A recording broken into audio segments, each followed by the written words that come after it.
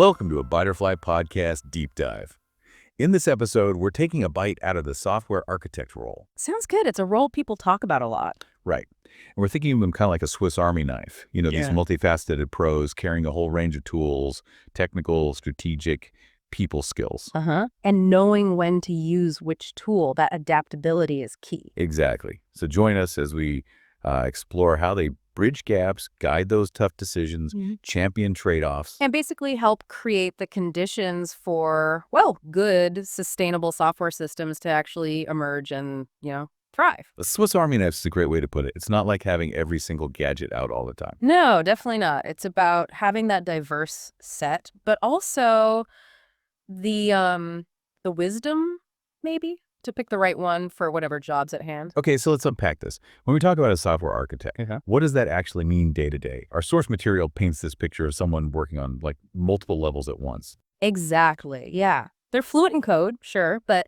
they're just as comfortable, talking business strategy with stakeholders or sketching out high-level system diagrams on a whiteboard. So not just coding gurus. No, I think of them more as strategists, maybe.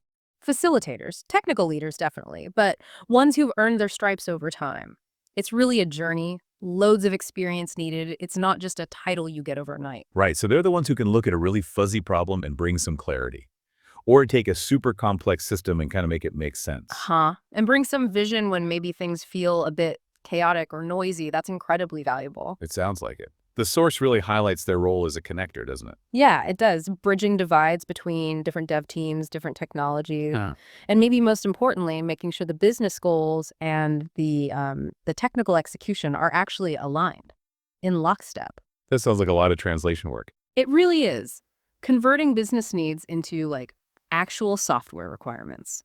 Explaining complex tech trade-offs to people who aren't technical, breaking down these big long-term visions into steps you can actually take now. Yeah, that translation piece makes a lot of sense. And I like that quote the source used from Fundamentals of Software Architecture. Something like, architecture is about the important stuff, whatever that is. Oh, yeah, that's a great one. It really gets at how adaptable the role has to be, right? Focusing on whatever the priority is now. Totally. And what's fascinating is how that important stuff changes all the time. Like one project, it might be all about scaling up massively, making sure a website can handle, Black Friday traffic. Right. Huge load. Exactly. But for another project, it could be, meeting super strict security rules in finance or healthcare.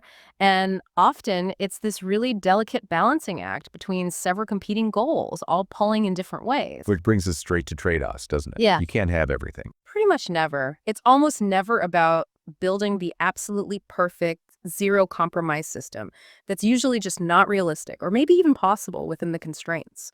So what are they doing then? Constantly weighing things up. Constantly. They might be looking at, say, the upfront cost of using a certain cloud service versus its performance down the line, or a classic one, the pressure to get a product out the door fast versus investing time now in automated tests so it's easier to maintain later. Makes sense. And their main job isn't really to dictate the right choice. It's more about making sure the team really gets the consequences, the ramifications of each path they could take. So facilitating informed decisions, making sure everyone sees the ripple effects. Exactly. And building trust while doing it seems absolutely fundamental. How so?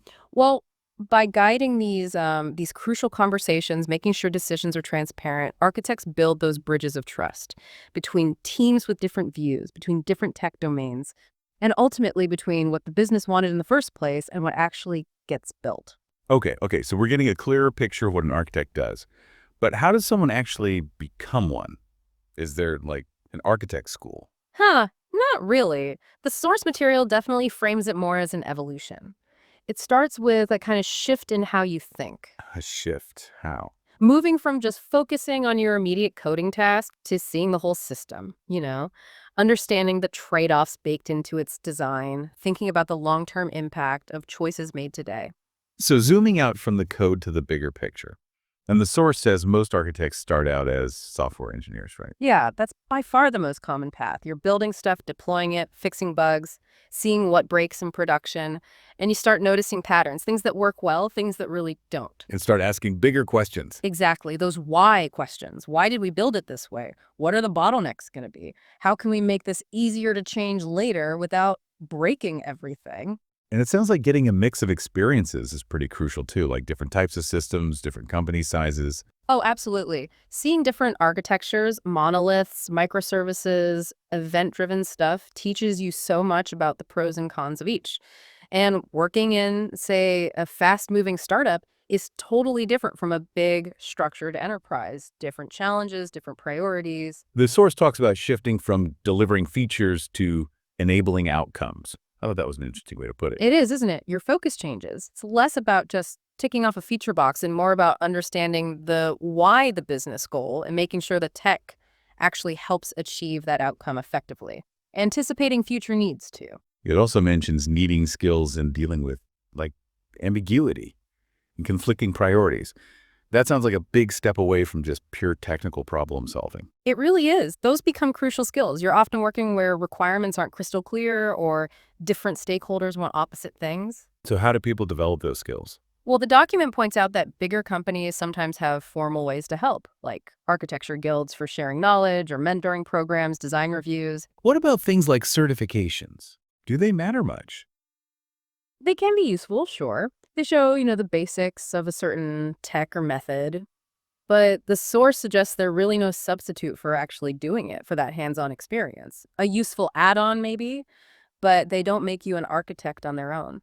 Right. So ultimately, it sounds like the whole journey is about developing good judgment. Exactly. Knowing when good enough actually is good enough for now, being able to question assumptions your own and others, balancing what's needed right now with the risks down the road. So good architects are made, not born.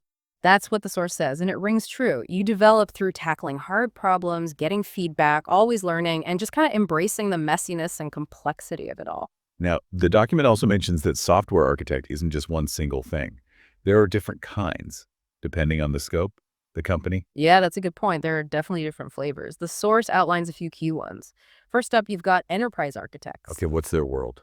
They're looking at the really big picture, the whole organization's IT strategy, making sure tech spending lines up with business goals, setting tech standards across different areas, guiding major changes. Think IT urban planners.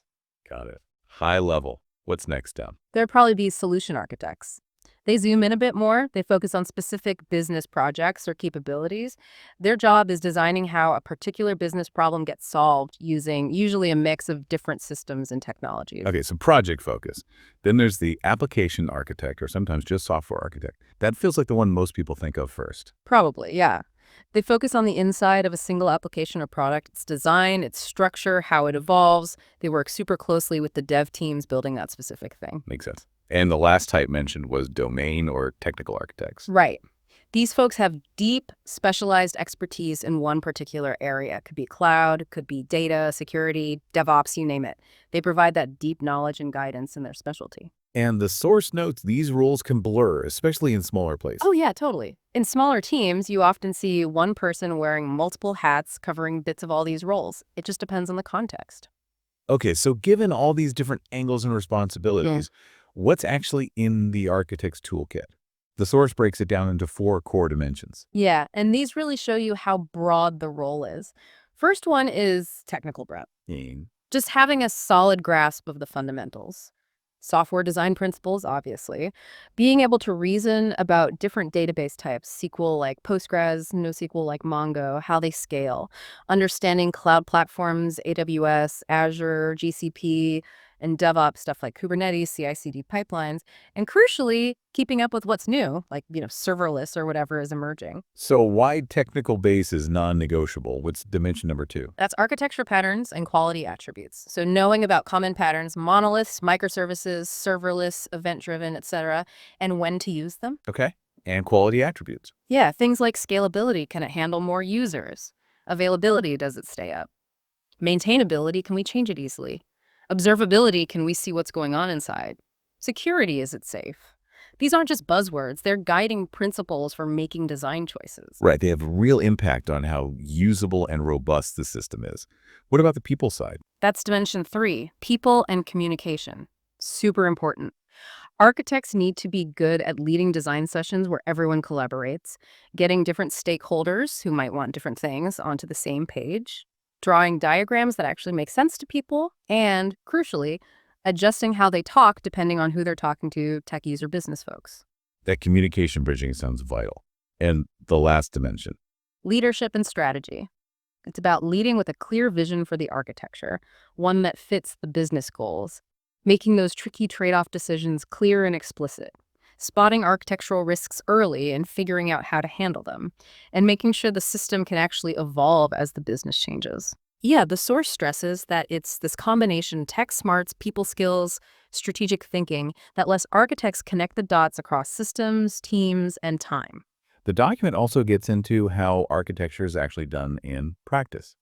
It mentions a move away from just relying on emergent design. Ah, right. Yeah, the idea of emergent design was basically that for small teams working closely together, maybe on one product, a decent architecture could just kind of emerge naturally from their day-to-day collaboration and decisions. And that worked for a while. It could in those specific contexts.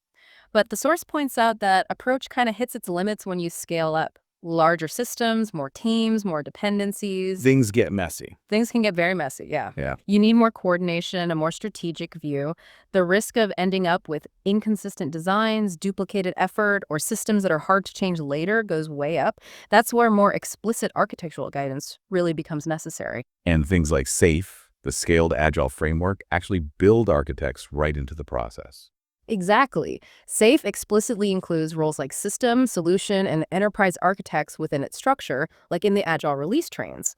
Their job is to provide that guidance, help plan technical work, the enablers, maintain that longer-term view, the architecture runway, and make sure teams aren't just building features in isolation, but contributing to a coherent whole. So it's about preventing accidental architectures, as the source calls them. Precisely. Stopping systems from just growing organically into something nobody planned and nobody can maintain easily.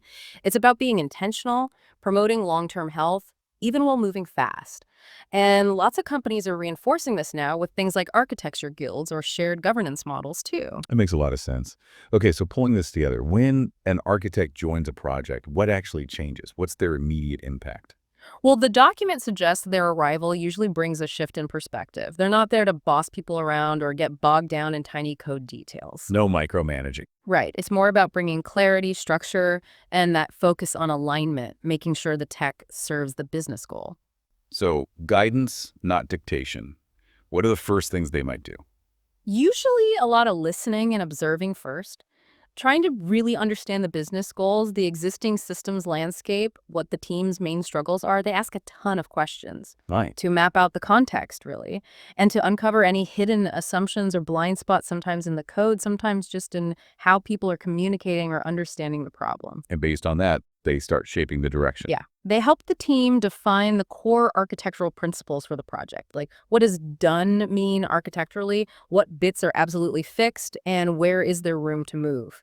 They're really key in surfacing those trade-offs early on, getting them discussed, and helping the team focus on the decisions that matter most for success and long-term health. So a good architect isn't some bottleneck sitting in an ivory tower. They're more like a force multiplier. That's a great way to put it, yeah. Enabling the team to make smarter decisions, cutting down on rework by thinking ahead, getting everyone pulling in the same direction towards a solution that actually works and lasts. Building better software more effectively with an eye on the future. Exactly that. That concludes our Bytterfly podcast deep dive into the role of the software architect. As we've discussed, it's definitely a multifaceted journey, balancing that technical depth with strategic vision and, strong people skills. Yeah, and remember, good architects are really made through experience, through challenge. It's not just about the initial design. Right. Their impact is also about enabling good systems to emerge over time. Well, thank you for joining us on this exploration.